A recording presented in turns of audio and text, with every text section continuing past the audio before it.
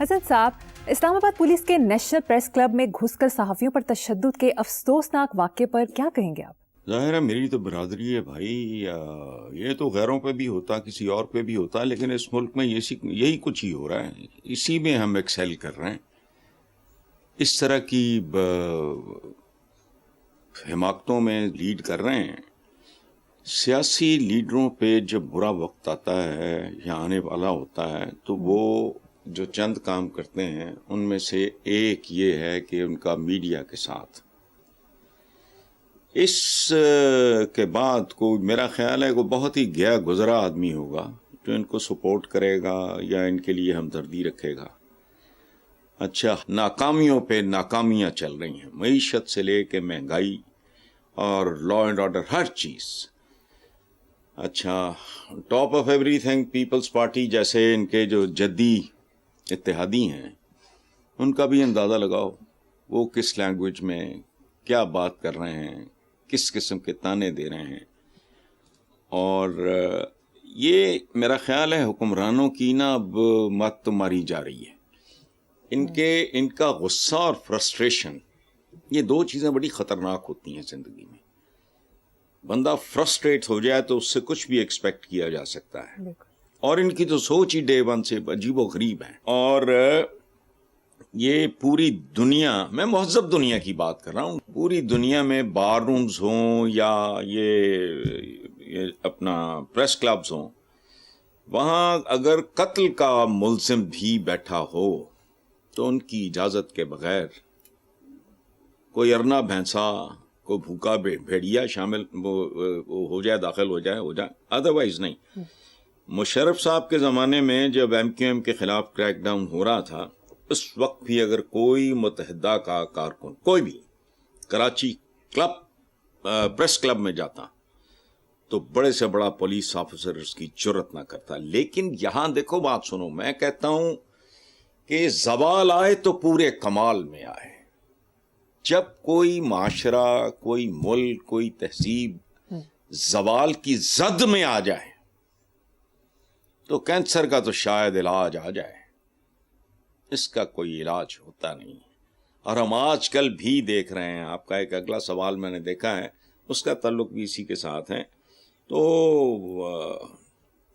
وہ ریکویسٹ تو کر سکتے ہیں، لیکن پریس کلب ہو یا بار روم ہو وہاں نہیں گھس سکتے، لیکن یہاں جہاں انہیں نہیں گھسنا چاہیے وہاں گھستے ہیں، اور جہاں گھسنا چاہیے وہاں گھستے نہیں ہیں۔ ان کے پاس پھانسی کا ایسا کوئی پھندا نہیں جو موٹی گردنوں کے لیے کام آ سکے۔ پاکستان کی جیلوں کے سرویز کراؤ کبھی اور پتہ کرو کتنے لوگ کس کس جرم میں اندر ہیں، ان کا بیک گراؤنڈ کیا ہے، پس منظر کیا ہے، مالی، معاشرتی، یہ وہ سارا، ان کا ایج گروپ کیا تھا جب وہ جیل میں آئے تھے، ان کا باقی جو صورتحال ہے، اور کتنے کتنے سالوں کی ان کو سزا ہوئی ہیں، ان کے جرائم کیا تھے۔ اللہ کی قسم خودکشی کرنے کو دل کرے، جان کسی کی لینا یا اپنی لینا ایک ہی بات ہے، لیکن یہاں تو چوائسز ہی لوگوں کے پاس۔ نیکسٹ خبر پہ چلتے ہیں صاحب۔ ٹیسلا، اسپیس ایکس اور دیگر ٹیکنالوجی منصوبوں کی کامیابی نے ایلون مسک کی دولت میں زبردست اضافہ کر دیا ہے۔ دنیا کا پہلا $500 ارب 1406 کھرب روپے کا مالک بن کر ایلون مسک نے نئی تاریخ رقم کر دی ہے۔ پاکستان کا قرضہ کتنا ہے؟ اچھا بات سنو، یہ سارا کچھ نہیں کہ پاس رہ گیا، نہیں تو بھوک ننگ فاقے کی بات کرو آپ نے ادھر آ کے۔ لیکن میں بہت زیادہ خوش ہوا، یہ میں نے بھی پڑھی ہے یہ خبر۔ اس کی وجہ کیا ہے؟ ہمارے ہاں جن لوگوں نے ضمیر بیچ کے، اپنا آپ بیچ کے،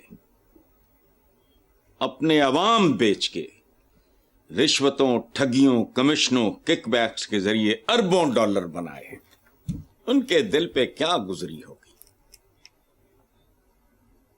کوئلوں پہ لوٹتے ہوں گے کہ ہیں ہم تو ایلن مسک کے کمی بھی نہیں ہے، ہم نے ملک نہیں چھوڑا، اپنا عوام نہیں چھوڑے، اپنا یہ نہیں چھوڑا۔ اور دیکھو بات سنو، زندگی میں حکم ہے خوشحالی، آسودگی کے لیے اسٹرگل کا، لیکن یہ چونکہ رائٹرز تو نہیں ہوتے جن کو فل سٹاپ لگانا آتا ہے زندگی میں، تو بنیادی ضروریات زندگی اگر اپنے عہد کے مطابق بنیادی ضروریات زندگی میں اب ایئر کنڈیشنر شامل تھا، صدیوں پہلے نہیں تھا، اب اور بہت سی چیزیں ہیں، آپ یو انڈرسٹینڈ، میں کیوں آپ کا ٹائم ضائع کروں؟ اچھا، اس کے لیے اسٹرگل کرنا جائز ہے، اور پھر فل سٹاپ۔ یہ وہ بدنصیب کمیونٹی ہے جن کا فل سٹاپ صرف اور صرف قبر ہوتی ہے۔ وجہ ایک تو لا آف مارجنل یوٹیلٹی ہے، پیسہ ہو گیا، یا کلیکٹرز جو ہوتے ہیں، کوئی ٹکٹس کے ہوں، اینٹیکس کے ہوں، یہ وہ سارا اس طرح کے جو جنونی لوگ ہوتے ہیں، ان پہ یہ اپلائی نہیں ہوتا۔ 10 دن کا، مہینے کا بھوکا آدمی تو 8ویں 10ویں 12ویں روٹی پہ ہاتھ جوڑ دے گا کہ بس یہاں یہ اپلائی نہیں ہوتی۔ دوسری بات ایک یاد رکھنا، پیسے کا جو گند ہے، اس کی جو غلاظت ہے، یہ بہت دلچسپ ایک معاملہ ہے کہ جب ایک آدمی اسٹرگل کرتا ہے، وہ ایک انکم بریکٹ کے ٹاپ پہ چلا جاتا ہے، تو وہ دیکھتا ہے کہ اس سے اگلا جو انکم گروپ ہے، میں تو اس کے باٹم پہ ہوں، پھر وہ اور اگر وہ حریص، لالچی اور بدنصیب ہوگا، پھر وہ دوڑ لگائے گا، اچھا بڑی توپ چلائے گا، جی لکھ پتی سے کروڑ پتی ہو گیا، وہ کروڑ پتی سے ارب پتی ہو گیا، پھر جا کے اس کو پتہ چلے گا، اوئے یہ جو تیسرا انکم گروپ ہے، میں تو ان کا، چونکہ اس کے دماغ میں سوائے پیسے کے ہوتا ہی کچھ نہیں، غلاظت جو کبھی جالب جیسے لوگوں کا یا غالب جیسے لوگوں کا مسئلہ نہیں رہا۔ اچھا، وہ یہ درجہ بدرجہ وہ جب دیکھتے ہیں آگے تو ان کی نیندیں حرام ہو جاتی ہیں، ڈیسپریٹ ہو جاتی ہیں، ان کو فل سٹاپ زندگی میں لگانا آتا نہیں۔ اور دیکھو ہے کیا زندگی، بڑی خوبصورت، تو میں ایک بات بتاؤں کہ حضور ایک خاص رستے سے، شارٹ کٹ کہہ لو، جنت البقیع جایا کرتے تھے ریگولرلی۔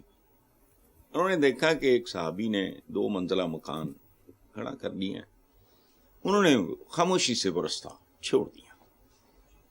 وہ کچھ دنوں کے بعد وہ صحابی تشریف لائے، انہوں نے کہا حضور آپ لمبے رستے سے؟